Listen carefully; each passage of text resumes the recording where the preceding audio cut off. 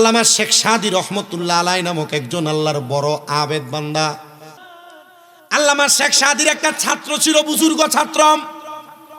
সে পড়ালেখা করতে পছন্দ করতেন। মাদ্রাসায় পড়ার পাশাপাশি আল্লামা শেখ সাদির বাড়িতেও বন্ধর দিনে পড়তেন। মারহাবা। একদিন মাদ্রাসা বন্ধ, আল্লামা শেখ সাদির বাড়িতে সকালবেলা চলে আসছেন কিতাব নিয়ে। হুজুর কিতাব পড়াইয়া দেন। আল্লামা শেখ সাদি তারা কিতাব পড়াইতেছে। সে কিতাব পড়তে পড়তে জোহরের নামাজের ওয়াক্ত হয়ে গেছে। হুজুর বলে, বাবা যেহেতু জোহরের ওয়াক্ত হয়ে গেছে, আব্বাজি এখন তুমি বাড়িতে যাও না, দেখি আমার বাড়িতে কি রান্না হয়েছে, তুমি খাইয়াই যাইবা। ছাত্র খুশি হয়ে গেছে। ছাত্রের বসে দিয়ে আল্লামা শেখ সাদি পেছনে গেছেন দেখার জন্য বউ কি রাঁধছে। আল্লামা শেখ সাদি যায় দেখেন ওনার স্ত্রী এক ডেগের মধ্যে চাউল পানি দিয়া ফালায়া রাখছেন, আর এক ডেগের মধ্যে তরকারি পানি দিয়া ফালায়া রাখছেন, কিন্তু রান্না করেন নাই। আগে তো মাটির পাতিলাতে রান্না হইতো না, ফালায়া রাখছেন, রান্না হয় নাই। আল্লামা শেখ সাদি ওনার স্ত্রীকে এক ধমক দিলেন, দুপুর হয়ে গেছে এখনো রান্না হয় নাই, আমি আবার মেহমান দাওয়াত দিলাম। ওই মহিলা আল্লামা শেখ সাদির ধমক শুই না ডেকের ফাতিলদারে হাতের মধ্যে লইয়া আল্লামা শেখ সাদির মাথার ভিতরে ঠাস করে বাড়ি মারছে। লাকড়ি আইনা দেন নাই তো রাতবো কি দিয়া, এই কথা বইলা ডেক দিয়া বাড়ি মারছে। আপনারা মনে করছেন মোল্লা মানুষও ঘরে শান্তিতে থাকে? মোল্লার ঘরে আর অশান্তি। কারণ 30 দিন চাকরি করে আপনি ছুটি দেন, একদিন গেল কাপ শুরু হয়ে জায়গা, ঠিক না? তা আপনি যে বেটারে ছুটি দেন না, পরে আপনার বলে এই মোল্লাই বাগে ছুটি দিয়েন মাসে কমপক্ষে 7 দিন বেটারে। আপনারা কি কথা বুঝতেছেন আমি কোন দিকে ইঙ্গিত দিতেছি? হুজুর ঠিক আছে নি কথা? ছুটি দেয় একদিন মাসে, তো ছুটি একদিন দিলে তো এই বেটাতে এলাকার ভিডিওতে লোকে যে বেটার ববিতা সেটা লোকে ফেম করবো। ওই মাথা না তো রোজার মাসে আপনারা দেখছেন না চট্টগ্রামের এক হুজুর, তারপরে বুঝতেছেন না হুজুরে ছুটি দিবেন, এ যদি আর শারীরিক চাহিদা যদি মিটাইতে না পারে তো এলাকার ভিডিওতে লোকে ডিসফিডিস করে। আপনার কষ্ট হইতেছে? এলাকার হুজুরে ছুটি দিবেননি? মুয়াজ্জিন আছে না, আপনি তো হুজুর রাখছেন একজন, এটা রাখিয়েছেন 6,000 টাকা বেতন, 8,000 টাকা বেতন, হুজুর আরেকটা রাখেন না আপনি। আল্লাহ আমরা বুঝাতে এই যে ভাই দিয়ে আই পড়ছি দি এই ফাউল আই পড়ছে। হ্যাঁ ও না না এইটার তো সুস্থ, তেরা 3 ভাইয়ের তো সমস্যা। ওই যে কি জানো, ওই যে কালো আপনার নাম নাকি তা ফিরোজ ভাই, এরও তো ফাঁয়ের সমস্যা। আল্লাহ পরীক্ষা করতেছে, তো টেহার অভাব নাই, তো সমস্যা দিয়ে রাখছে। ধৈর্য বেড়াই মানুষের খাওয়াইতেছ তো দেখতেছি, এই খাওয়ানির উপরে থাকো। কারণ লা ইয়ারহামুল্লাহু মান লা ইয়ারহামুন, যে মানুষের প্রতি দয়া করে না আল্লাহ তার প্রতি রহম করে না। আলহামদুলিল্লাহ কন্যা বেড়াই, মানুষের প্রতি দয়া করেন, একটু মায়া করেন, মানুষের দিয়েন, দেয় কথার নমুনায় কাজে বুঝছি দেয় দিয়েন, তা আল্লাহ দেখবেন মাফ করবো। এটা আল্লাহর শুকরিয়া, লাখো কোটি শুকরিয়া, এটা আল্লাহর যথেষ্ট শুকরিয়া। আমার এক ভাই আমার জিঙ্গা কিরে ঈদের নামাজ তো পড়াইছো, টেহা কত দিছে? আমি বললাম যে সব মিলে 7,000 7,500 টাকা পাইছি। তো এ দেখছে যে আমি এর থেকে আগের দিন 10,000 টাকা লয়ে গেছিলাম। আমি কইছি যে টেহাটা দাও, আমি ঘর থেকে বাইরে হয়ে ঈদগাহ যাওয়ার আগে টেহাটা মানুষের দিব। তুই তো আমার থেকে 10,000 টাকা লয়ে গেছ মানুষের দিবার লাগিয়া, তুই 7,500 টাকা পাইছ, তুই বড় ঈদের আমারে কইছিল একটা ঈদের নামাজ পড়াইবার লাগিয়া 20,000 টাকা দিব। আমি কইছি যে ঈদের নামাজ রোজার মাস পুরো তারাবি পড়াইলাম, তারা লইয়ে পড়াই, কহিনে পড়াইতে বেশি টাকা পাইতে। আমি কই না, তারা লইয়ে পড়ছি। তো আপনি মানুষের দান করেন, করলে গুণ হইতো না, সব হইব না? আপনি দিবেন, আল্লাহ আপনার উপর থেকে দিব। আপনি আপনার পকেট থেকে দিবেন, আল্লাহ আপনারে উপর থেকে দিব। মারহাবা কোন আল্লাহ শুকরিয়া, এগুলা কবুল যেন করে, আমিন কোন। তা আমরা মোল্লা মানুষের ঘরে অশান্তি নাই? মাথা না দাও আসেনি, আরো বেশি অশান্তি। আমার তো আমি আমার স্বাভাবিকভাবে বলি, আমার আম্মা অসুস্থ আজকে 1 বছরের কাছাকাছি হয়। আপনারা হয়তো অনেকে জানেন আমার আম্মা যখন PLID অপারেশন হয়েছে, অসুস্থ হওয়ার পর আমার আত্মীয় স্বজনের ভিতরে কোনটা দিয়ে আমার কত কাছের আত্মীয় আমি চিনছি। আমার মা অসুস্থ, টেহা হাওলা দিছি না দেখা ফরের বেলা ভাত রানছে না, যে গেছে ভালাই দিয়া। আচ্ছা কোন তো এই আত্মীয়রে আমি দাম দেওয়ানোর দরকার আছে? আমার মা অসুস্থ, আমার ভাত রান্দা ভালাই দিয়ে গেছে, তো এর আমি দাম দেবো কিটা? আমি আমার বাইরে কইছি ইতারে দিবা না, রাস্তার ফকির মেতরে দিয়া লাইবা। আমার আম্মা অসুস্থ করে ভাত রান্দার লোক নাই, আমার কাছে এখন যদি পরিচয় দিয়ে আমি খাইতাম পারি না, আমি আরে দিমু? আমি ফকির মিসকিন রে দিমু, আরে দিতাম না। আমার ঘর সুন্দর থাকতে হবে, কথা কয় না? আল্লাহ আমাদেরকে বোঝার তৌফিক দিক। আল্লামা শেখ সাদী রহমতুল্লাহ আলাইহির কথা বলতেছিলাম। ওনার স্ত্রী ওনার মাথার মধ্যে সুন্দর, ওনার মাথার মধ্যে রাগ কইরাম ডেক্সি দিয়া বাড়ি মারছে, লাকড়ি আইনা দেও নাই তো রাত বুকি দিয়া, মাটির পাতিলা ড্যাগের নিচ ভাঙ্গা কাঁচাটা গলার ভিতরে জ্বলছে। আমরা হইলে বউ যদি একটা বাড়ি দিত আমি 3টা কিস্তাম বউরে। আল্লামা শেখ সাদী আলেম মানুষ, বউ ফিডায় নাই। উনি বলেন ঠিক আছে, যেহেতু তুমি রাগ করে আমার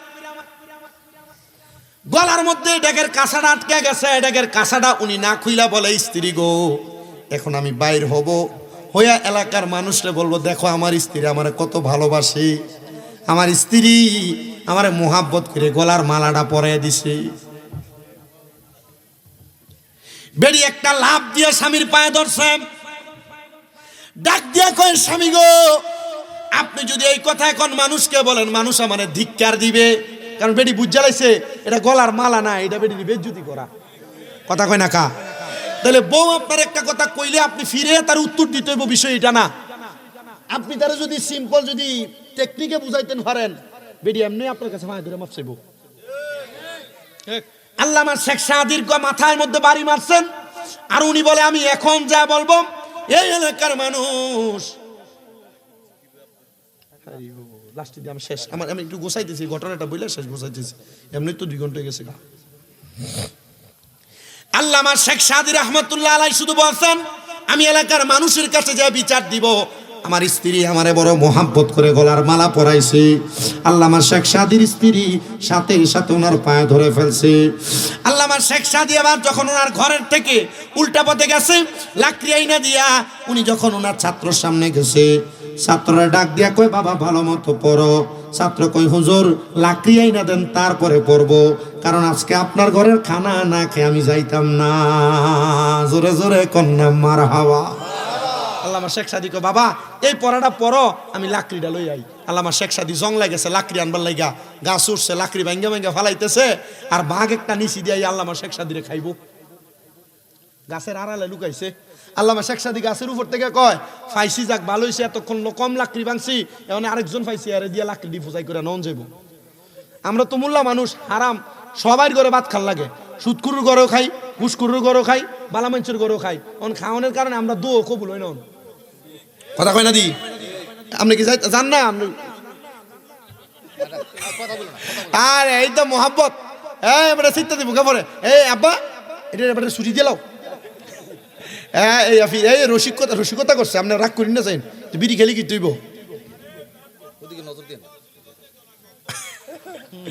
আচ্ছা রসিকতা নিয়ে গেতা ভাল লাগছে আমার কাছে। আমি সত্য কথা বলি, আমি আইসা যখন বাইদের ফিরোজ বাইদের উঠানে আমি দেখছি যে মুরব্বীরা যুবক ছেলেরা একসাথে মিলামিশা কি সুন্দর কাজ করতেছে। এলাকাতে এই মিলটা যদি থাকে, অন্য 14 এলাকা যদি এলাকার লোকে ফিটাফিটি করতে হয়, এ মিল থাকলে 14টা এলাকা এক এলাকার লোকে ভারে না। আর মিল যদি না থাও দেখবেন 2-3 তোমরা ফিটটা ঘরের ভিতরে ঢুকে নেবো। এলাকার মানুষ মিল থাকো, ফিটাফিটি করো না, মারামারি করো না, মিলামিশা থাকো, লাভ আসেনি কথা কেন, লাভ আছে না নাই? আল্লামা শেখ সাদী গাছের লাকড়ি ভাঙতেছে, ভাঙতে ভাঙতে ভাগ তো আড়ালের মধ্যে দাঁড়ানো, বাকরিগুলা একসাথে কইরা আল্লামা শেখ সাদী ডাক দেয় এ ভাগ সামনে আসো, তোমারে ঘাড়ের মধ্যে করে আমার লাকড়িগুলা বোঝাই করা লাগবে। লাকড়িগুলা ঘাড়ের উপরে বাঘের বসাইছে। আলেম তো সাচ্চা আলেম, বাঘেরও কন্ট্রোল করতে পারে। বাঘের পিঠে লাকড়ি দিয়া আল্লামা শেখ সাদী বাড়ি পর্যন্ত নিয়ে গেছে। লাকড়ি দেখা আর ভাগ দেখা এবার ছাত্র কৌমা গই কি বেটা বেটা বাঘ কন্ট্রোল করছে, ঘরের বেডি কন্ট্রোল করতে পারে না।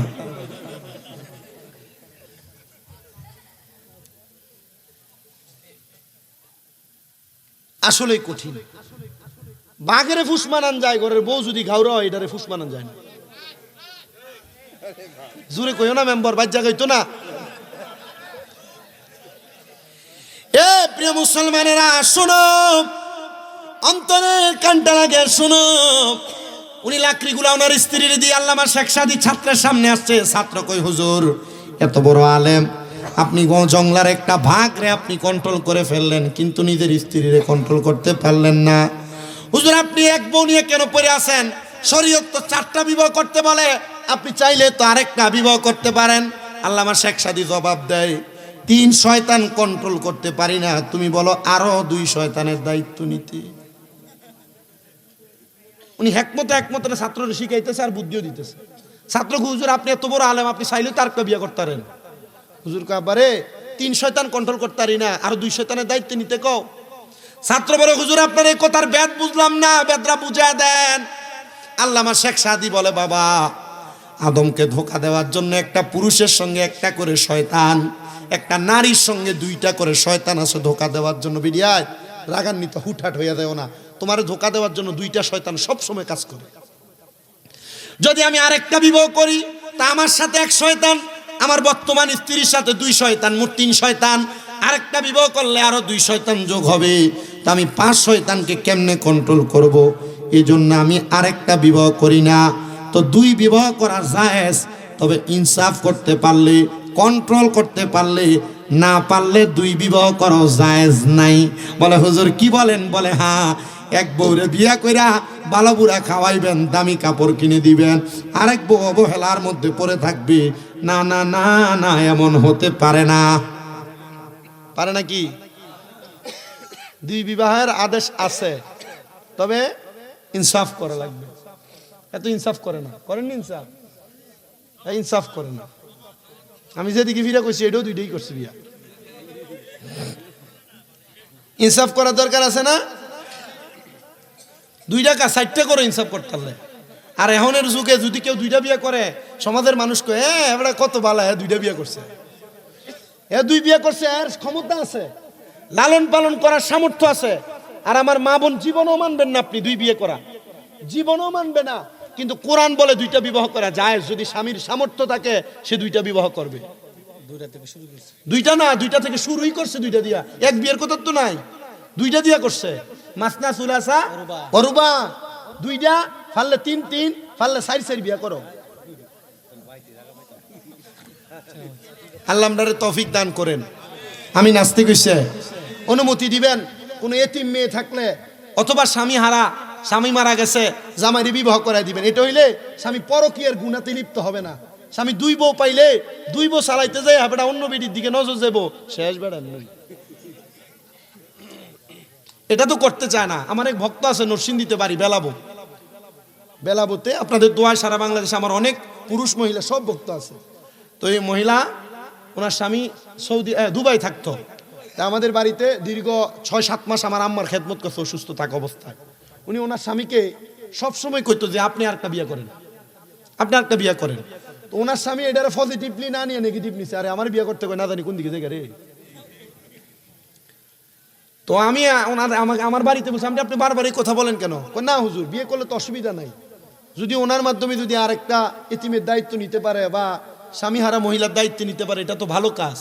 এজন্য আমি আমার জামাইরে বলি বিয়ে করার জন্য। আর যদি 2টা বিয়ে করে আমরা 2জনে মিলামিশা থাকবো, আমার জামাই থাকবো বিদেশ, আমরা 2 বউ এক লগে থাকি, আমরা মিলামিশা চলবো। আমি কারি মহিলার চিন্তা তো পজিটিভ, মারহাবা কয় না তো। তা ওই মহিলার সাথে আমার আরেক ভক্ত, এর বাড়ি যে হোমনাতে দুলালপুরের কাছে, এই বিটিরও জামাই নেশা করতো বিদায় ছাড়াছাড়ি হয়েছে। তো এই বিটি প্রস্তাব দিছে, আমার এক ভক্ত আরেক ভক্তরে প্রস্তাব দিছে, তুমি যদি রাজি তো আমি আমার জামাইরে কইয়া তোমার বিয়ে করাবো। আপনি দেখছেন কি মিল? আলহামদুলিল্লাহ, আমি আমার দেখা মতো, আমি আমার যত ভক্ত সারা বাংলাদেশে, অনেক মা বোনও ওয়াজ শোনে। আমার কে জানা এসে বলছে হুজুর আমার নিজের আম্মা যেন আপনার ওয়াজ শোনে, আমার ওয়াইফ আপনার ওয়াজ শোনে। আমি আমার সব মাদেরকে বলি, যদি জান্নাতে যাইতে চান, 1 নাম্বার স্বামীর অবাধ্য হবেন না, 2 নাম্বার নামাজ ছাড়বেন না, রোজা ছাড়বেন না, বেপরদা বেহায়াপনাতে লিপ্ত হবেন না, আপনি জান্নাতে। সুবহানাল্লাহ, সুবহানাল্লাহ। আর সারা বাংলাদেশে আমার যত ভক্তবৃন্দ আমার ওয়াজ শুনে, আমার গজল শুনে, আমার জিকির আজকার শুনে, মুনাজাত শুনে, আমি সবাইকে বলে দিচ্ছি, আপনারা 1 নাম্বার সব সময় ওযু অবস্থায় থাকবেন, 5 ওয়াক্ত নামাজের পাশাপাশি তাহাজ্জুদ পড়বেন। 3 নাম্বার কখনো হারামের দিকে নজর দিবেন না, হালাল পথে 1 টাকা হইলেও রুজি করবেন। আর আপনারা কখনো খারাপ কাজের মধ্যে লিপ্ত হবেন না। এই 4টা ওসিয়ত আমি সবসময় আমার সব ভক্তদের প্রতি করি। আপনারা এটার উপর আমল করবেন। আর যতটুক কথা বলেছি এই কথার উপর আপনারা আদিষ্ঠিত থাকবেন। আল্লাহ কবুল করেন, সবাই পড়েন আমিন। বেঁচে গেছি গা তাইলে হুজুর কালেকশন আছে আপনি কালেকশন করা লাগবে তো আমারে স্টেজে উঠার সময় বেড়া খুশি হুজুর ইয়া সুদ ঘুষের ওয়াজটা একটু কম করলো আমার যেটা মানা করে আমার আবার গাঁটতে এরা দেখা আমি এই ওয়াজটা একটু বেশি করে করি এবার আমার এটা কনে আমি চিন্তা করলাম সুদের ওয়াজ করতাম না কোরআনে যেটা হারাম করছে এবার আমার এটা করতাম মানা করে না এটা এখন করে না আমার লাগে ওয়াজিব হয়ে গেছে গা এখন আমি সুদের ওয়াজ ধরছি আস্তে আস্তে আস্তে আস্তে করে দেখি যে ডাইন দিয়ে একজন বাম দিয়ে একজন পিছন দিয়ে একজন সামনে দিয়ে একজন ফর্দালগি দিয়ে একজন একজন করে উঠতে যাইতেছে গা আমি চিন্তা করলাম আরে এরা যে যাইতেছে গা এখন আমি কারণটা কি এখন উঠতেজন গেছে গা এখন কালেকশন তো করতে হবে মানুষে গেতেছে কালেকশন না করলে ভামুকো কালেকশন শুরু করছি টেহা উঠছে কম আমি নাইমা কইলাম যে ভাই সাহেব মুরাদনগর এলাকার মানুষের মন যে বালা নবীনগরের পশ্চিম সাইড হোমনা তিতাস বানসারামপুর বহু মাহফিলের ভিতরে 13-14 লাখ টাকা ওঠে আপনার এলাকার ভিতরে কালেকশন করতে যায় এলাকাম 2,86,000 টাকা উঠছে ভাই আপনার এলাকার মানুষ কি কিপটা নাকি না হুজুর ইয়া যারা দেউন না আপনার ওয়াজ মনে সুবিধা হয়েছে না এরা উঠতে গেছে গা এখন এটা যখন কইছে আমি কই আহারে আজ হাদিয়াটা মনে তাইল মতো দিত না রে এরপরে বেটার ফুলাটা কাব্বা কো ভালো মানুষ তো সপ্তাহে উঠতে বইয়াছিল হুজুর যে সুদূর বাজটা করছে ওই যে অমুক মুতালেব কা উঠতে গেছে গা অমুক কা উঠতে গেছে গা আমি কারে ওয়াজ দিয়ে না পড়ছে আপনি যদি এখন উঠতে যান গা পরে মানছি না আপনার মনে করে সুদ করবে না আপনি তো ভালো মানুষ দাঁড়িয়ে দাঁড়িয়ে রাখছেন মনে কষ্ট নিয়েন না আল্লাহ কবুল করো কামিন কর আচ্ছা আচ্ছা আপনার এলাকায় এমন সুদ করে আমরা এলাকায় বহুত আছে সুদও খায় নমাজও পরে আসেনি সুদও খায় ঘুষও খায় আবার পরের হক মাইরা খায় এমন আছে না নামাজ পরে আবার খেতে আইল দিয়ে কাটতে কাটতে এটা হাতের বান বানাইলেছে এমন বাটফার আছে না আমরা এলাকার এক সুদ করে কথা শুনেন কম হয় আচ্ছা মোটামুটি কম হইলেও আছে আছে আচ্ছা ঠিক আছে ইয়া জাহান নামে দাহনে লেগে বেশি মানুষ লাগে না এলাকার 2-1টা হুংনা সেগনা থাকলে সব দিলে টাইনে লই যাব কথা কয় না ঠিক কিনে আরে দূরে কয় না ঠিক কিনে এই মালাইয়ের বাজারের ভিতরে মানুষ দেশি মুরগা ব্যস্ত আনে এটার দাম হইলো 300 এখন আপনি দেখো করলেন 300 সুদ করে হেড তো আলগা টেহা আছে এতে কয় আমি 500 দিই এটা বাদ দিয়া ইটার লাগে দেশি জিনিস কিনো আছে না নাই তো আমরা এলাকার এক সুদখোরের কথা কই শোনেন এই এবারটা সুদে টেহা লাগায় এই বছরে 1,30,000 বছরে এক বেটা ঠিক তাতে 5 লাখ টাকা লইছে এর সুদের টেহা বাড়তে বাড়তে 5 বছর না কয় বছরে এর টেহা হয়েছে 12.5 লাখ কয় লাখ পুঁজি কত বাড়ছে কত 7.5 লাখ এখন টেহা যে বাড়ছে এখন কইতাছে যে আমি আমার মনে হয় আর কোনো ইয়া নাই মানে আমি আমার এই বাফের না বিজারা বেসন লাগবো হ্যাঁ আমার আব্বারে ধরছিল পরে আমারে ধরছে আমারে কইতাছে কাকা ইয়া তুমি যদি পারো আমার করা টেহা দিয়ে আমার উদ্ধার করো আমার বাড়িটা তুমি রাখিয়া দাও ইয়া আমি আমার সুদের টেহাটা দিই এই বাড়তে বাড়তে এটা 12.5 লাখ কইছে 12 লাখ কইছে আমি টেহাটা দিতাম একটু কষ্ট করে আমি ঠিক আছে আমি দিয়ে দেবো তুই আমার বাড়িটা দিয়ে দিস অসুবিধা নাই কিন্তু এখন এই টেহা দি তার মানে ঠিক মতো কহ ফার্মু কত টেহা লইছ 5 লাখ লইছি এটা 12.5 লাখ কইছি কত 5 লাখ লইছি 12.5 লাখ 12 লাখ কইছে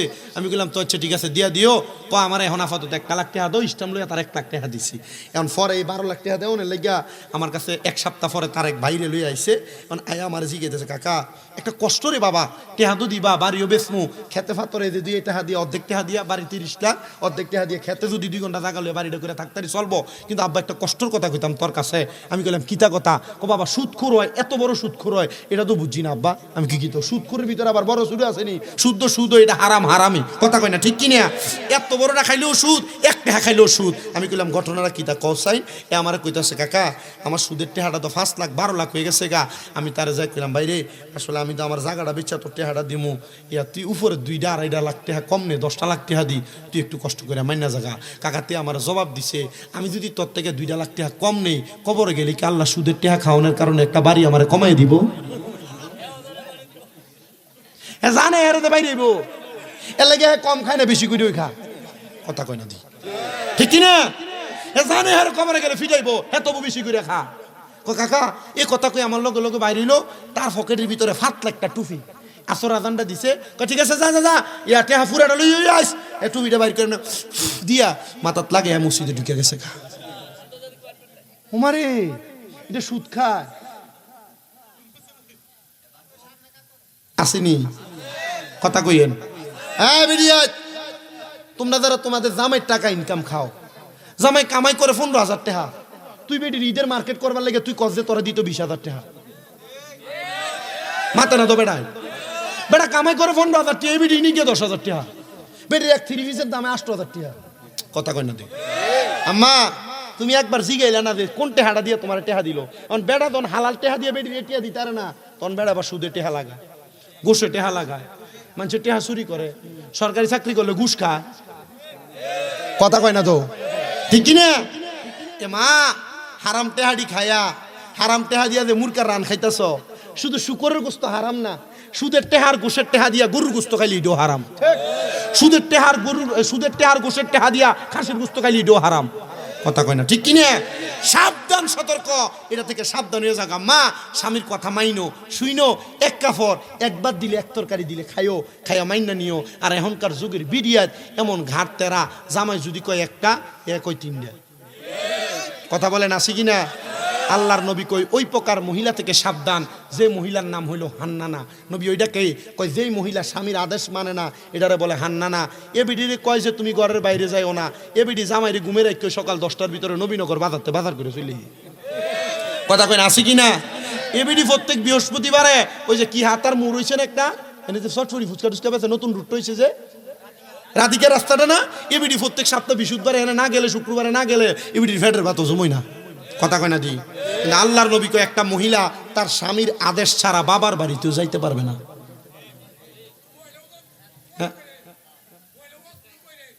কর্তা শিখত এটাতে আমার থেকে গরম,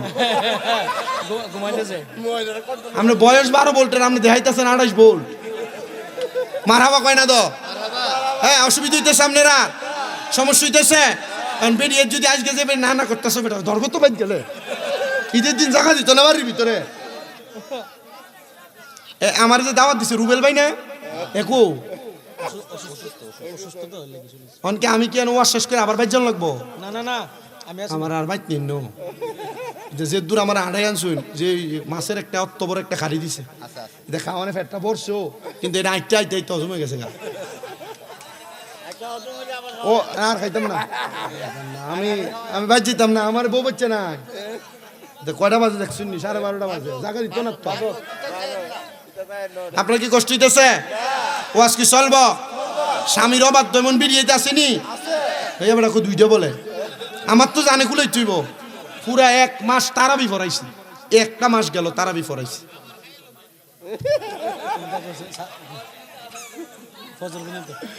গতবারের আগের বার মানে 3টা বার মাহফিলে ইসলাম জামালপুর, হ্যাঁ বিশেষ বক্তা দ্বিতীয় বক্তার ওয়াজ করায়া এরা মানুষের ছুটি দিছে সাহাফান খাইবার লাগে। মানে আমি স্টেজে গেছি নি, আমি বললাম এই অবস্থা কেন? এটা তুই খেলাধুলার বাগানের মতো হয়ে মাঠের মতো হয়ে গেছে, কেমন কেন? না হুজুর এরা আইবো, দ্বিতীয় বক্তারা চা খাইতেছে, আপনি একটু বসেন, চা খান, আস্তে ধীরে শুরু করেন, সবাই আসবে। ঠিকই তো, আমি 1 কাপ চা খাই আস্তে ধীরে গলা টালা ঝাড়াটারে দিয়ে শুরু করছি, সবাই তো বুঝলাম যে এটা ওই এলাকার সিস্টেম। আপনার এলাকায় তো এটা নাই, আমি জানি। আপনার আমি কারণ এই যে কয়দিন আগে শিকানিকায় গেলাম, এ মনে হয় 26-27 তারিখে জগন্নাথপুর, কোথায় এখানে একটা মাহফিল আমার আছে অলরেডি, ওইখানে এই 26-27 তারিখে কবে জানি মনে লেখা আছে, আমার আগামীকালকে দুলালপুরে মাহফিল। তো এভাবে তো ঘোরাফেরা করা লাগে, এক এক জায়গায় যাই, তো যাই যে কথা বলি যে আমি লম্বা সময় কথা বলি না। আজকে তো অনেক সময় কথা বলে ফেলছি, অনেক সময় ওয়াজ করছি। আমি ওই যে মরণের ওয়াজ করছি, আমার এক ওই যে এই যে দাড়িপাক আব্বাজান আমাকে বলছিলেন যে হুজুর যেহেতু কবরবাসী স্মরণের মাহফিল, মানুষ কবরের প্রতি আকৃষ্ট হয়ে যেন গুনার কাজ ছাড়ে, এমন একটা বয়ান করার জন্য বলছে। আমি ওই বয়ানটা করছিলাম, তো কইরা ওই ওটার সময় আরেকজন কইছে হুজুর একটু সুদ ঘুষের কথাও কইেন, তার লাগে এইদিকে ধরছিলাম।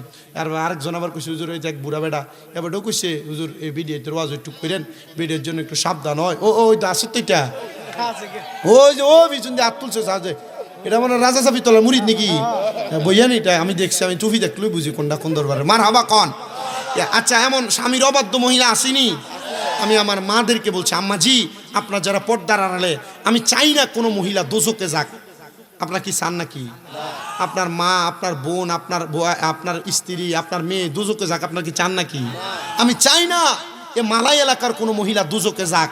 কিন্তু আম্মা জি আপনার যে স্বামীর অবাধ্য, আপনার যে ব্যাপারটা পরপুরুষের সামনে যান, হুজুর ও পরপুরুষের সামনে যাই কই, আমি শুধু আমার দেওয়ারের হুন্ডাটা দিয়ে না সরি। আল্লাহ নবী কয় তুমি এটা দেবর মনে করছো, ছোট ভাই মনে করিয়া হুন্ডার পিছনে ঘুরো। নবী কয় এই দেবরটাও একটা মহিলার জন্য কাল সাপের মতো, মৃত্যু সমতুল্য, আর তুমি এটার ভাই মনে করো। হারাম হারাম হারাম, কোনো দেবরের সামনে কোনো মহিলা যাইতে পারবে না। আর তুমি বেড়াইতে সামনে যাও, চেহারা দেখাও। বাঙ্গরা বাজারে গেলে তোমার সব দোকানদারে চিনে, ভাবিয়ে দিকে কথা বলেন না।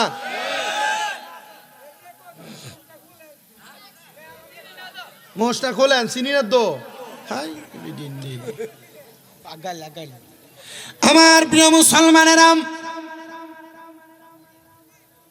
আপনাদের যাদের স্ত্রীরা, আপনাদের যাদের মেয়েরা, আপনাদের যাদের বোনেরা, আপনাদের যাদের মায়েরা বেপরদা ভাবে পরপুরুষের সামনে যায়, মনে রাখবেন আপনি 5 ওয়াক্ত নামাজ পড়ে কপাল কালো বানাইতে পারবেন, আপনি জাহান্নামী।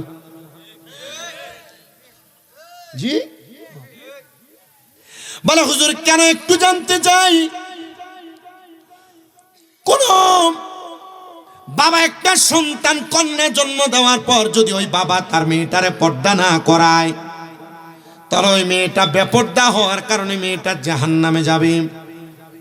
মেয়েটা একা জাহান্নামে যাবে না, মেয়েটা বলবে আল্লাহ আমার বাবার দায়িত্ব ছিল, আমার বাবা আমারে পর্দা করানো কিন্তু করায় নাই। তখন ওই মেয়েটা তার বাবাকে সাথে নিয়ে দোজখে যাবে। অনুরূপ ভাবে যখন একটা মেয়ে তার ভাইয়ের আন্ডারে চলাফেরা করে, তখন তার ভাই যদি তারা পর্দা না করায়, তখন তার ভাই তার মেয়ে বোনের সাথে জাহান্নামে যাবে। যখন কোনো সন্তান তার মাকে পর্দা না করায়, ওই সন্তান তার মা সহ জাহান্নামের আগুনে জ্বলবে। আমি আমার আম্মা জানকে একদিনই বলে দিয়েছিলাম, একজন বৃদ্ধ ফকির আমাদের ঘরের সামনে আসার পর যখন ভিক্ষা দেয়, আমি বলছি না না না, বাবার মতো হলেও বৃদ্ধ ফকিরের সামনেও যাওয়া যাবে না, এটা আপনার জন্য গায়রে মাহরাম। বাবা মনে কইরা বহু পুরুষ মানুষেরা মহিলাদের মাথায় হাত বুলিয়ে দেয়, জিনা। বাপ মনে করে তোমার বাপের মতো কি গো, হাত বুলিয়ে দেয়। আচ্ছা হারাম মিয়া। প্রিয় মুসলমানেরা শোনো, এরপরে যদি কোনো স্বামী তাদের স্ত্রীকে পর্দা না করায়, ওই স্বামী তার স্ত্রীর সঙ্গে দুজকের আগুনে জ্বলবে। কিন্তু আমাদের স্বামীরা যারা আমরা আছি, আমরা বড় বেশে ভাই, যদি আমরা আমাদের স্ত্রীদেরকে অবাধভাবে চলতে ফিরতে না দেই, মুখ ছেড়ে দিয়ে চলতে না দেই, পাতলা শাড়ি কাপড় পরে চলতে না দেই, পাতলা জামা কাপড় পরে চলতে না দেই, তাহলে ওই মহিলা ঘরে সিন ক্রিয়েট করে অশান্তি তৈরি করে। হুজুর আমরা বড় বেশা ভাই, আমরা সংসার টিকে রাখার জন্য আমরা আমাদের স্ত্রীদেরকে অসংখ্য ছাড় দেই। না না না, এমন ছাড় দেওয়া যাবে না। যদি তোমার স্ত্রী তোমার আদেশ মান্য না করে, নবী আমার বলেন স্ত্রীদেরকে তোমরা শাসন করবা। হুজুর কেমন শাসন করব? নবী আমার বলেন 1 নাম্বার শাসন, তোমার স্ত্রী তোমার কথা না শুনলে 1 নাম্বারে তুমি তার বিছানা আলাদা করে দাও, মানে তার সাথে শোয়া বন্ধ করে দাও। আর এখনের বেডিয়া তেমন বেহায়ার বেহায়া, নিজের বেটা যদি না আসয় এ বেডি ডাইরেক্ট বেটারে থ্রেট দেয়, তুই বেটা না হইলে কি হইব, আমি বেডি তুরি মারলেই 2-3 বেটা দাঁড়ায়া যায়। আপনারা বলেন এমন বেপরদা বেহায়া মহিলাও সমাজে আছে না নাই? বেটি জামাই বিদেশ থাকে, এলাকার ফোলাফাইন সব দিয়ে বেটি ছিল। বেটি আমার আর দাওয়াত দিতে কইলে রুবেল মিয়ারে কি লইতে পারে, ইতা বেটি কইব যে কই মোল্লা খুঁজতে ধরে আনছি, তা আমরা বিরুদ্ধে ওয়াজ করে কি তুইছে। আপনার দাওয়াত না দিলে নবীনগর আমার মাহফিলের অভাব আছে। আমার শুধু 2027 সাল আইসিনি, 27 সাল এখনো আইছে না, 27 সালে আমার নবীনগরে মাহফিল 13টা রাখা আছে। মানে আগামী বছর ধরতো না, ইতা বেরিয়ে উল্টা আলো দোয়ার লেগে যা মারাবা কই না তো। আমি হিসাব করছি যে রমজান মাসে নবীনগর মানে ব্রাহ্মণবাড়িয়ার বহুত মহিলা আমার ভক্ত যদি আছে, এটি মনে আমার হাদিয়া ভাড়াইছে না 56,000 না 57,000 টাকা। টেহার অভাব হইব, মূল লইলে মূল্যার মতো হইলে এমনি টেহা যা করে, ঠিক কিনা? তো মা বোনেরা সাবধান, সতর্ক হয়ে যান। আমরা পুরুষরা আবদ্ধ হয়ে গেছে আপনাদের মায়ার জালে। এই জন্য আপনি আমাদের মায়া নিয়ে খেলাধুলা করবেন, ইমোশন নিয়ে খেলাধুলা করবেন, সতর্ক। নবী আমার বলে তোমরা বিচার করবা। 1 নাম্বার তাদের বিছানা আলাদা করে দিবা। 2 নাম্বার যদি তারা তোমাদের আদেশ অমান্য করে, তোমরা তাদেরকে প্রহার করবা, একটু একটু করে আঘাত করবা, তবে সাবধান তাদের মুখের মধ্যে আঘাত করবা না। মারার সিস্টেমও নবী শিখিয়ে দিয়েছেন বিচার করার। বলে হুজুর এটাও মানে না, তার পারিবারিকভাবে বোঝাও। হুজুর পারিবারিকভাবে বোঝাইলো, মেয়ে আবার আসার পর বিচারের পরে আবার ঘাটতেরা হয়ে যায়। বলে তাহলে তুমি ওই মেয়েকে 1 তালাক দিয়ে ঝুলিয়ে রাখো। কয় তালাক? এক তালাক দিয়ে বিডি ভাগ্যে যে বিঘা যা পারলে না, এক তালাক দিয়ে ঝুলিয়ে রাখবো। ডাইরেক্ট মনে হয় এক তালাক, দুই তালাক, তিন তালাক কইলে তালাক হয়েছে বোকা নামিয়া, তালাকের তো সময়সীমা আছে। এরপর আরেকটা তালাক দিবা, যদি এরপরও না ঠিক হয়, এরপরে পারিবারিক ভাবে বৈশা তিন তালাকের মাধ্যমে সমাধান করবা। যা যাচ্ছিনি কথা কই না।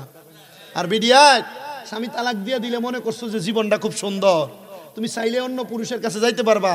জি না, তালাকপ্রাপ্ত মহিলা যারা, স্বামী মরা মহিলা যারা, এদেরকে অন্য বাহিরের পুরুষরা ব্যবহার করতে চায়, বিয়া বইয়া বউ বানাইতে চায় না, কথা কন না। আর তুমি জামাইয়ের বাদ ছাইরা দিয়া বাপের বাড়িতে যাইয়া দেখো, দেখবা বাপের বাড়িতে যাওয়ানোর পর বাইয়ে বইনে বাইয়ের বউ একদিন, দুই দিন, তিন দিন, চার দিন, এরপরে তোমার আর বালা কইরা খাওয়ায় না, কথা কন না। চাকরি করে খাওয়ান লাগবো, ঢাকা শহরে যাইবা গা, কাম করে করে খাওয়ান লাগবো। আম্মা জি, আমি চাই না তোমাদের ভবিষ্যৎ নষ্ট হোক। আম্মা জি, স্বামীর হুকুম মানো, আহকাম মানো, জবানটাকে একটু সতর্ক করো, স্বামীর কথাগুলো শুইনা শুইনা চলো। স্বামী ধমক দিলে চুপ করে থাকো, দেখবে একবার দুইবার ধমক দিবে, তৃতীয়বার এই স্বামী তোমার পায়ের কাছেও আসবে। বলে কেন? বলে গভীর রজনীর মোহাব্বতের সময় স্বামী হাজার অন্যায় করলো, স্ত্রীর কাছে আইসা জড়াইয়া ধরতে চায়। আর আমরার মহিলারা জামাইয়ের লগে দিনে ঝগড়াইলে রাত্রেবেলা ফোলাটারে মাঝখান দিয়ে হতা কোল বালিশ মাই দিয়ে দেলা। আপনার কি কষ্ট হইতেছে? ওয়াজ বেশি ওপেনিং হইতেছে? শুনেন, নবী আমার ঘোষণা করতেছেন, আপনারা যারা স্বামী স্ত্রী ঝগড়া হইলে মাঝখানে কোল বালিশ দিয়া দেন। আগে বাচ্চা এক সাইডে ঘুমাইতো, জামাই এক সাইডে ঘুমাইতেন, ঝগড়া হইলে বাচ্চারা মাঝখানে দিয়া দেন। আল্লাহ নবী কয় সাবধান, সতর্ক, স্বামী স্ত্রী যখন রাত্রে ঘুমাবে, হাজার ঝগড়া, হাজার ফাসাদ, হাজার দ্বন্দ্ব হইল, রাত্রে ঘুমাইতে এদের বালিশ যেন হয় একটা। বালিশ কয়টা? মারহাবা কয় না তো, মারহাবা কইলেও গুণ হইব, জোরে মারহাবা কইলে রাত্রি ধরবো। কারণ না, এটা খালি তো আমরা বেড়াইতে তো বেরিয়েতে দোষ দিলে হইব, আমরা দোষ নাই। এ ফানি একটু আইনা দিতে দেরি হইলে, তরকারি লবণ কম হইলে আপনি গুরুম করে ফিট বেড়াই গেছেন। অনকই তাই কইতেছে, ঠিক আছে, এইটা আপনার পক্ষে কইছি যেন আপনারা আমার বিরোধিতা না করেন, তা বুঝেন না হাম দিছে। আপনার স্ত্রীদেরকে গালাগালি করেন না? পুরুষরা গালাগালি করে না?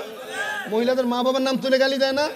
আমার ওয়াজ শেষ, আমি শুধু গোছাইতেছি কথাগুলা, আমার যে আবদারগুলা শেষ করতেছি। কারণ এক মাহফিলে তো এতগুলা বিষয় নিয়ে কথা বলা যাবে না। আমার আব্বা কইছিল যে মা বাবার ওয়াজ করতাম, আমার মা বাবার ওয়াজ কমন। এক ফোলা আইতে কইছি, হুজুর আপনি আপনার নানার এক ঘটনা কইছিলেন, এই ঘটনা ওয়াজে কইেন। ইটা কইলে কয় যে আমি কিচ্ছা কাহিনী কই। আমি তো একটা ব্যবসা পাত করে গেছি, আজকে কোনো কিচ্ছা কইছি হুজুর, তো সব তো ওয়াজ করতেছি। মারহাবা কোন। আপনারা যারা আপনাদের স্ত্রীদেরকে গালি দেন, এই ব্যাপারে একটু সতর্ক করি। এক নাম্বার, গালি দেওয়া ফাসিকি। গালি দেওয়া কি? কোনো দোয়া করলে কবুল হবে না, নামাজ পড়লে কবুল হবে না, গালি দিলে ফাসিক হয়ে যাবে। দুই নাম্বার, না না না ঠিক আছে, সবটা আমি একটু দূর থেকে কথা বলতেছি, আর সাউন্ড বালা, আমি আর সাউন্ড দিয়া বহুত মাহফিল করছি। আল্লাহর নবী বলেন, তোমরা তোমাদের স্ত্রীদের মা বাবার নাম তুলে গালি দিও না। ইয়া রাসূলুল্লাহ, কেন? নবী আমার বলে, এক নাম্বার, আমি নবী মহিলাদের বাবা। সুবহানাল্লাহ নাই তো? নবী বলে আমি নবী মহিলাদের বাবা। নবী এটা দিয়ে কি বুঝাইলেন? তার মানে আপনি যদি আপনার স্ত্রীর উমুক মারানি জি কয়ে গালি দেন, তো নবীর স্ত্রীদের গায়ে গালি পড়বে। তাহলে নবীর স্ত্রীরা মুমিনদের মা, মুমিনদের মারে গালি দিয়ে আপনি কবিরা গুনাহ করবেন, আপনি গুনাহগার হবেন। এজন্য স্ত্রীদেরকে গালি দিবা না, সতর্ক থাকবা, জবানকে একটু লুণ্ঠিত করবা, মুখকে আবদ্ধ রাখবা, স্ত্রীদের সঙ্গে সুন্দর ব্যবহার, ভালো কথা বলবা, তবে বেশি ছাড়ও দিবা না, আবার বেশি শাসনও করবা না। কারণ আল্লাহ তাআলা এই মহিলাদেরকে আদম আলাইহিস সালাতু ওয়াস সালামের বাম পাজরের বাঁকা হাড় দিয়া তৈরি করেছেন। বেশি শাসন করতে যাইবা ভাঙে যাবে, আবার বেশি ছাড় দিয়া দিবা দেখবা বেশি উড়ন্ত হয়ে যাবে। তোমরা তোমাদের স্ত্রীদেরকে এমনভাবে লালন পালন করবা, দেখবা বড় সুন্দরভাবে চলবে। আমি বড় খুশি হয়েছি যখন আমি আমার ভাই মোহাম্মদ রুবেল ভাইয়ের ঘরের মধ্যে বসেছি, ওনার একটা বোন না যেন ভাগ্নি বলতেছে, আমি বলছি আপনার ছেলেটাকে আপনি মোবাইল দেন না। কই হুজুর আমি মোবাইল টাচ চালাই না। আর আমরা ছেলেরা বাসর করে বউরে টাচ মোবাইল গিফট করে। এই মোবাইল টাচটা, এই টাচটা যার ঘরে আছে, যে মহিলার হাতে আছে, এই মহিলার সংসার টিকে রাখতে কষ্ট হয়ে যাবে। এই মোবাইল মহিলাদের হাতে থাকলে মহিলা ঠিকভাবে চালাইতে পারবে না। এ বাংলা নাটক ছায়া ছায়া হরির লোক কার্য করবো, এ বাংলা নাটক ছায়া ছায়া জালের লোক কার্য করবো, এ ভারতীয় বাংলা নাটক ছায়া ছায়া তুমি জামাইয়ের লোকের কার্য করবো। আল্লাহ আমাদেরকে বোঝার তৌফিক দিক। আম্মাজিদের কাছে আমার আবদার থাকবে, স্বামীর পায়ের নিচে বেহেশত, এটা আপনারা মনে রাখবেন। আল্লাহ নবীজির প্রখ্যাত একজন আশেকা ছিলেন, যিনি তিনার নিজের মাথার চুল দিয়া স্বামীর পাকে ধৌত করে দিচ্ছেন, স্বামীর পাকে মুছে দিচ্ছেন। এখন এর বেডিয়ে গরম পানি করে দিতে গেলে বেডি চিল্লায়, রাত্রবেলা ঠান্ডা বাগ ফালায় রাখে। আম্মাজিদেরকে বলছি, কখনো যদি না করে থাকেন, আজকে তো ঈদের রাত, একবার আকর্ষণীয়, স্বামীর একটু সালাম কইরা পারলে রাত্রবেলা নিজের চুলটা দিয়া পাটা মুছাইয়া দিয়ে, দাম কমা যাবে। চিন্তা করে, হুজুর আমার সিরামের দাম 1200 টাকা, আমি যে চুলে সিরামটা দেই, এই সিরামটা দিয়ে আমার জামের ফাঁ দিয়ে মুস্তামিরা এ সারাদিন কোনে কোনে আইটেছে।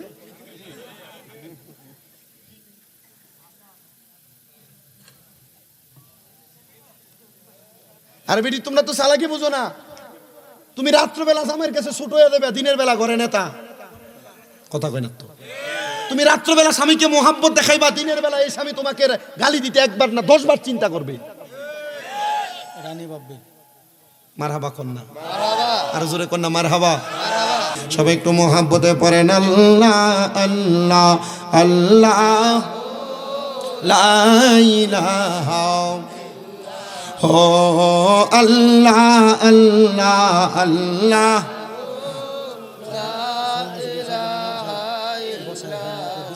अहवाला खैर सब कुछ जाने, देखे बईद करीब,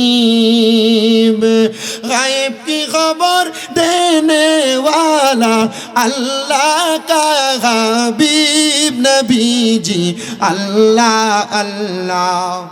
जोरे हो अल्लाह अल्लाह লা ইলাহা। মদিনার ফুল বাগানে কত রঙের ফুল, একটি ফুলের নাম রাখিলেন মুহাম্মদ রাসূল নবীজি আল্লাহ আল্লাহ লা ইলাহা। ও আমার আল্লাহ আল্লাহ আল্লাহ লা ইলাহা। হাজারো দুরূদ হাজারো সালাম নবী দরবারে আপনার, দয়া করে কবুল করেন সালাতু সালাম নবীজি আল্লাহ লা ইলাহা ইয়া নবী সালাম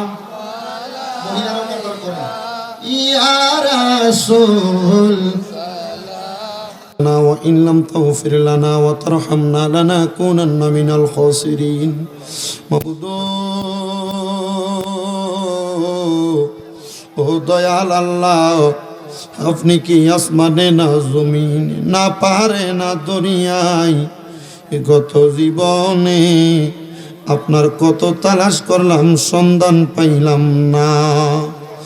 আল্লাহ বহু সন্ধানের পরে এই ব্রাহ্মণবাড়িয়া জেলার অন্তর্গত নবীনগর থানাধীন মালাই গ্রামবাসী প্রবাসী যুব সমাজের উদ্যোগে কবরবাসীর আত্মার মাগফিরাত কামনার্থে ওয়াজু দোয়ার মাহফিল সাজায়া এই তরতম মাহফিলের মধ্যে এলাকার উলামায়ে কেরাম, বিশেষ করে দাড়ি পাকা মুরব্বী বাবারা, যুবক নওজোয়ান ভাইরা, ছোট ছোট মাসুম বাচ্চারা, পর্দার অন্তরালের আমার অনেক মা বোনেরা, সোশ্যাল মিডিয়ার মাধ্যমে দেশ বিদেশের অনেক ভাই বাবারা, মা বোনেরা হাত বাড়াইছে। আল্লাহ, যার হাত তোমার দরবারে মায়া লাগে, পছন্দ হয়, ওই হাতের উসিলে আমাদের প্রত্যেকের জীবনের গুনাহ তুমি মাফ করে দাও। মাবুদ, আমরার গুনার দিকে তাকাইলে আমরার বড় ভয় লাগে, না জানি গুনার কারণে জাহান্নামের আগুনে দাউ দাউ করে জ্বলা লাগে। তুমি তো অন্তর জামি রে আল্লাহ, ওই আমরা হইলাম ফানা, আমরা সুখে কিনা দুঃখে ডাকি গো আল্লাহ, যাই না কি জানো না রে আল্লাহ, করো আল্লাহ যাহা লয় তোমার মনে। আল্লাহ, তাকে দেখো তোমার কত বান্দারা আজকে এই ঈদগাহ ময়দানের জান্নাতের বাগানের মধ্যে হাত বাড়াইছে। এক শ্রেণীর সন্তান আছে যাদের দুনিয়ার জমিনের মধ্যে আব্বা নাই। যেই বাবা রিক্সা চালাইয়া মাটি কাইটা মাথার গাম পায়ে ফালাইয়া পরের বাড়িতে বদলার কাজ কইরা সন্তানরা মানুষের মতো মানুষ করার জন্য আব্বা জান রক্তরে বাণী বানাইছে। আল্লাহ, এমন আব্বা যাদের কবরে আব্বার কবর জান্নাতের বাগান বানাইয়া দাও। আল্লাহ, তাকে দেখো, কে জানি হাত বাড়াইছে, কার জানি দুনিয়ার জমিনের মধ্যে মা নাই। যে মা 10 মাস 10 দিন গর্ভে ধারণ কইরা সন্তানের প্রসব বেদনা সহ্য করতে মার বড় কষ্ট হয়ে গেছে। জানি না গো কোন সন্তান জানি এমন মার হারায় হাত বাড়াইছে। আল্লাহ গো, অনেকে এতিমেরা হাত বানাইছে, মাও নাই বাবাও নাই, একবারে এতিম। মা বাপ বড় কষ্ট করে তারা মানুষ করছে। নতুন জামা কাপড় সন্তানরা কিনা দিত, কিন্তু মা বাপ পড়তে পারে না ঈদের সময়। যদি প্রশ্ন করতাম, মা গো আব্বা জান আপনারা দি নতুন জামা কাপড় পরেন না, এরা জবাব দিত এখন কি আর আমরা ঈদ করার বয়স আসেনি। অভাবের কথা বলতো না। আল্লাহ, এখন সন্তান লক্ষ লক্ষ টাকার মালিক, কিন্তু আব্বার একটা লুঙ্গি কিনা পরাইতে পারে না, মার একটা দামি কাপড় কিনা পরাইতে পারে না। আল্লাহ, এমন মাজার কবর দেশে রাইখো তোমার মায়ার নজরে, সেই মায়ের কবরেতে আযাব তুমি দিও না। দুঃখের দরদি আমার জনম দুঃখী মা।